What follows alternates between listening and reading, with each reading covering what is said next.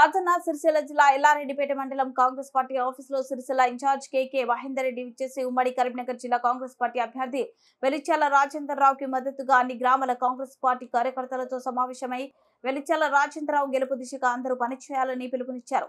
ఈ కార్యక్రమంలో ఎల్లారెడ్డిపేట మండలం అన్ని గ్రామాల కార్యకర్తలు అధ్యక్షులు పాల్గొన్నారు।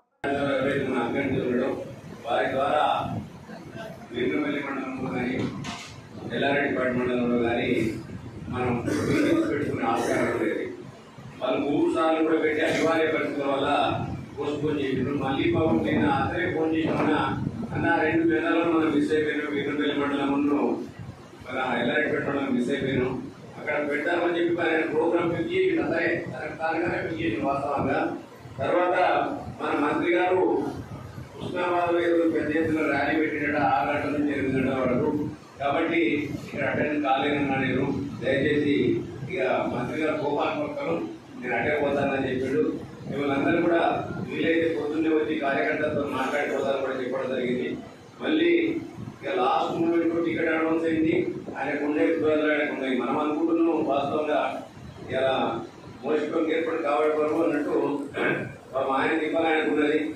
మీరు కూడా పెద్ద మనసుతోని అర్థం చేసుకొని ఇవాళ వెలిచాల రాజేంద్రరావు గారికి మద్దతుగా, ఎందుకంటే మనకి బలం బాగా చేకూరింది। అదృష్టవశాత్తు తెలంగాణ ప్రాంతం అంతా కూడా ప్రజలు మార్పును కోరుకొని తెలంగాణలో యనమల రేవంత్ రెడ్డి గారి ఆధ్వర్యంలో కాంగ్రెస్ పార్టీ ఘన విజయాన్ని సాధించారు। ఆయన మీద ఉన్న నమ్మకం కొద్దీ ఏదైతే నమ్మకాన్ని ప్రజలు పెట్టినరో ఆ నమ్మకాన్ని వమ్ము చేయకుండా 100 రోజుల్లోనే 6 గ్యారెంటీలను మనం గడప గడపకు తీసుకెళ్లిన ఘనత కూడా ఆయనకే దక్కింది। దాంతోపాటు దమ్మున మునగాడు మొగాడు ముఖ్యమంత్రి ఎవరయ్యా అంటే యనమల రేవంత్ రెడ్డి గారు। ఎందుకంటే ఆయన ఒకటే మాట చెప్పిండు, ఆగస్టు 15వ తారీఖు లోపల నేను 2 లక్షల రూపాయల రుణమాఫీ చేయకుండా నేను పదవికి రాజీనామా చెప్పి చేస్తాను చెప్పారు। ఎంత నియమ నిబంధనలు ఉంటే అటువంటి ముఖ్యమంత్రి అటువంటి మాటలు చెప్తారు, మీ అందరికీ ఒకసారి అర్థం చేసుకోవచ్చు। ప్రజలందరూ కూడా మన నమ్మకం కలిగించడానికి అదొక ఉదాహరణ చేసుకోవచ్చు। 6 రోజులైనా మన 9వ తారీఖు కూడా నేను రైతు భరోసా వేస్తా చెప్పిండు, వేస్తూనే ఉన్నాడు ఆయన ఇప్పటికి కూడా। 6 గ్యారెంటీలతో పాటు ఇవన్నీ కూడా చేసుకుంటూ వస్తాడు। మనం అందరం కూడా వ్యవసాయ కుటుంబాలను చెప్పిన వాళ్ళమే, మీద మొన్న దాకా మనం వడ్లు ఇంకా కుటుంబాలు జరుగుతూనే ఉన్నాయి। ఇలా ఎక్కడైనా వడ్డల్లో ఎంత పోతున్నదే ఇలా అప్పటికి ఇప్పటికి పోతాడు, డిఫరెన్స్ ఉందా లేదా? ముందుగా నేను లారీలు వచ్చి లారీల పంచాయతీ ఉందా ఎక్కడన్నా? గడ్డి బ్యాగ్స్ పంచాయతీ ఉందా ఎక్కడన్నా? ఎక్కడన్నా ఉంటే 1 కాళ్ళు 2 కాళ్ళు మనం కిలో ఎగువ ఉంటే కిలో ఎక్కువ పట్టుకుపోతున్నది, అది మనం ఎగువతలేదు కాబట్టి వాళ్ళు అడుగుతారు కదా, అది కూడా గట్టిగా పెడితే వాళ్ళు కూడా పనిచేస్తారు కదా।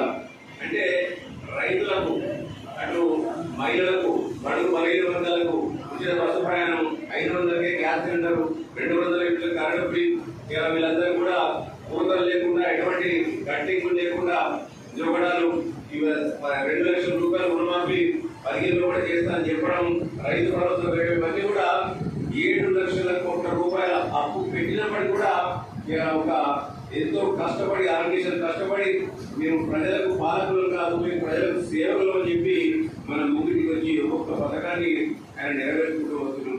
కాబట్టి ప్రజల్లో నమ్మకం కూడా కుదిరింది, అందుకే మనకి ఎంత నమ్మకం కుదిరిందని చూపించడానికి మనం రేవంత్ రెడ్డి గారి యొక్క నాయకత్వాన్ని బలపరచాల్సిన అవసరం ఆవశ్యకత ఎంతైనా ఉందని చెప్పి మీ అందరూ కూడా పేరు పేరున విజ్ఞప్తి చేస్తూ మరొకసారి వెలిచాల రాజేంద్రరావు గారు రానందుకు ఎవరు కూడా ఇరుత్తపడాల్సిన పని లేదు। ఆయన ఎప్పుడైనా మన మనిషి, ఎందుకంటే ఆయన ఇవాళ మీరు అందరూ కూడా కలిసి గెలిపించబోతారు, మే 13వ తారీఖు మీరు అందరూ కూడా కలిసి గెలిపించబోతారు ఇవాళ। ఆయన గెలిచిన తర్వాత మన మధ్య ఉంటాడు, ఎందుకంటే 4 కాన్స్టిట్యూన్సీలకు 4 ఎమ్మెల్యేలు ఉన్నారు, ఇక 3 కాన్స్టిట్యూన్సీలకు కాంగ్రెస్ పార్టీ ఎమ్మెల్యే లేవు। ఇక లేని కాడ ఎంతసేపు అయితే దుకాణం పెట్టాలి, అంతా కూడా ఇలా సిరిసిల్ల, కరీంనగర్, హైదరాబాద్ పెట్టాలి, మనకే అందుబాటులో